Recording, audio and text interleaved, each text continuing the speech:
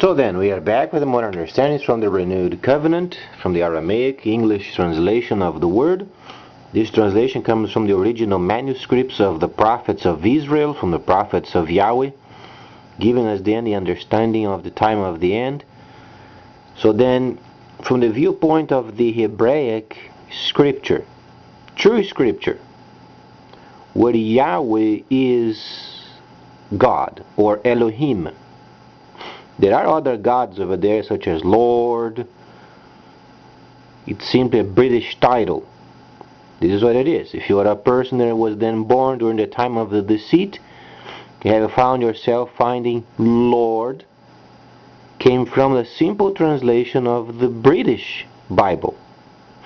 But then you think you are smart. You think you can understand that the Torah was abolished, and then you use Lord, the God of the British, because they translated,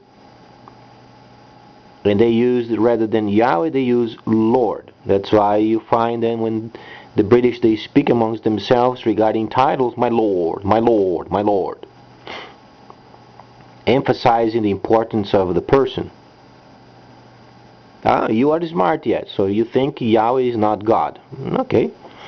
So then the Messiah was explained in many areas of then the time of the end in Mashiyach, the 24th chapter, and he was explaining and delegating responsibilities as himself being then the Holy of Holies. He was then the Torah in person, or the living Torah, the mobile Torah. As you can understand, mobile, a person then going out and forming holy cities. His people would become mobile, as the tabernacle was mobile, wasn't it, in the desert for some time? So then, we begin to understand what it means of the time of the end. The Messiah was very specific when he was explaining then Revelation, and at some point you find then the false prophet. You have to understand what it means, false prophet.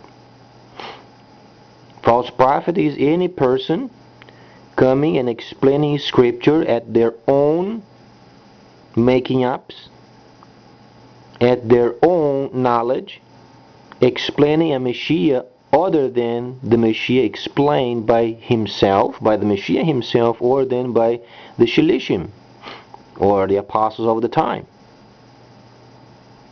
So do you understand what a false prophet means? This is what it means, false prophet. So when you begin to read Revelation, and you find then the false prophet means those who are teaching the people other than what the Hebraic people taught during their time.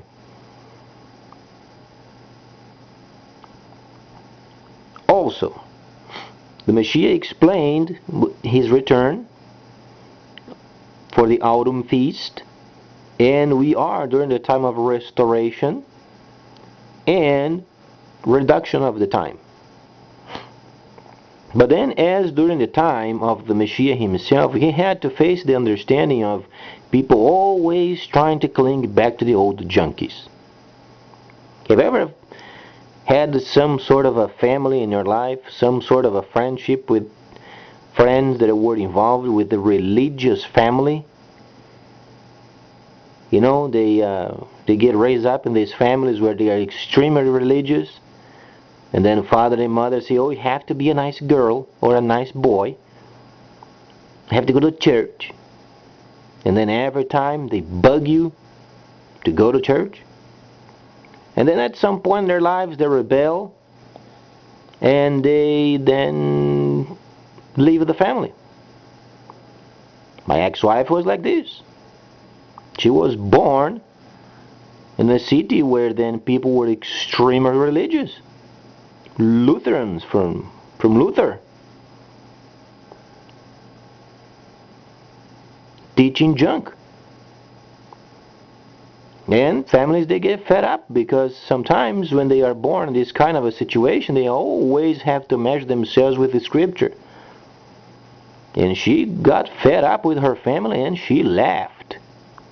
She was gone. She went to New York because she could not put up with her crap. related with her family, because the crap was given to her.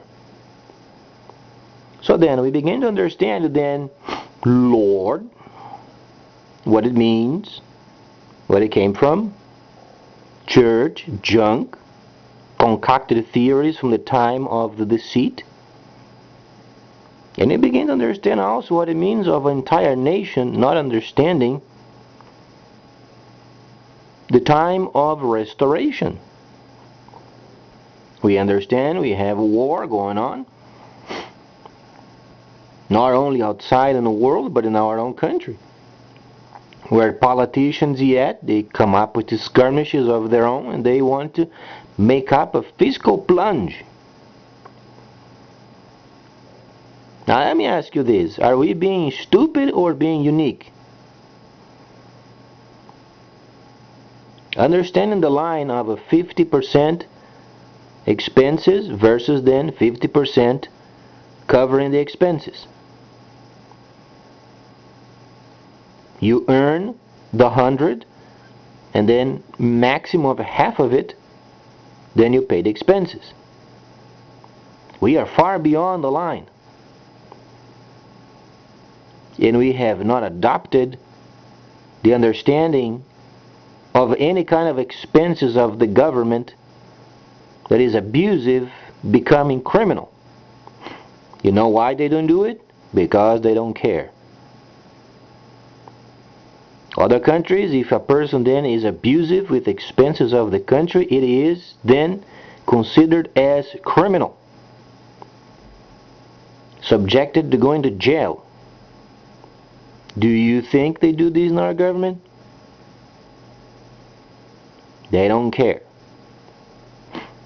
IMF already said 4 years maximum we can hold with our economy versus printing out more money. Then our economy is going to crash. It's not my idea, not yours, anybody else. This is what came from IMF, and they don't lie. If we were then used to then having agencies liars, because the situation is so bad, they manipulate the numbers and lying reports, IMF can't do this.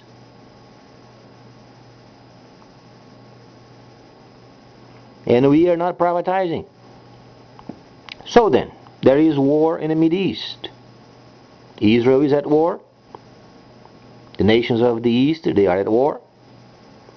And then we trying to be the mediators.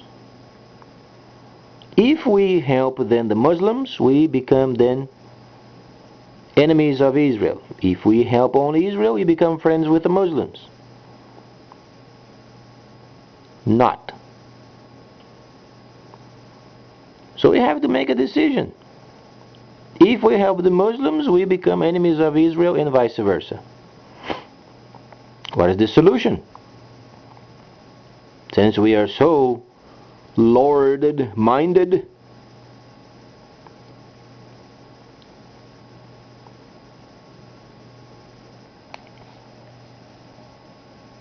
that's here.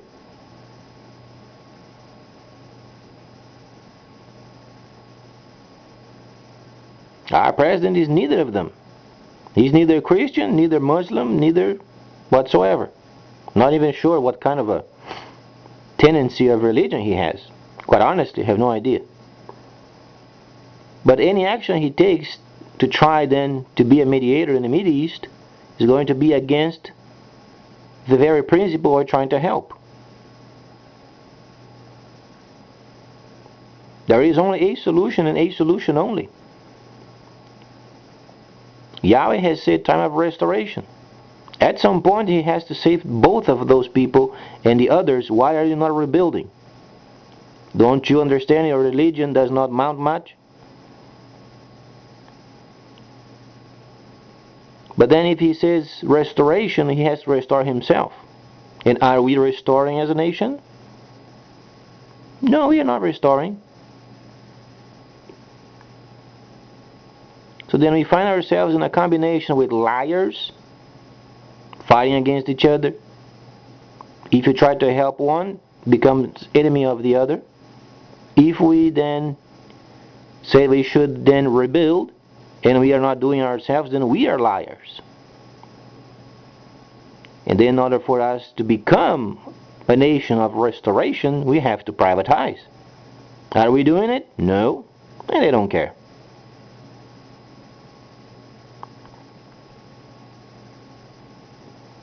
We are truly being stupid, not unique.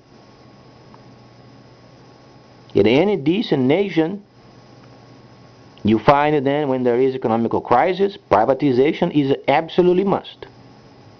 You don't talk about it, you simply do it. You have to come up with a piece of paper, write down the agencies of the entire government system, and get rid of in a systematic and plan and erase those agencies from our budget. This means normal. We are not normal. We have a monstrosity of government that can't be contained. Yet we want to be big shots in the world. And we are going to get shot at the end.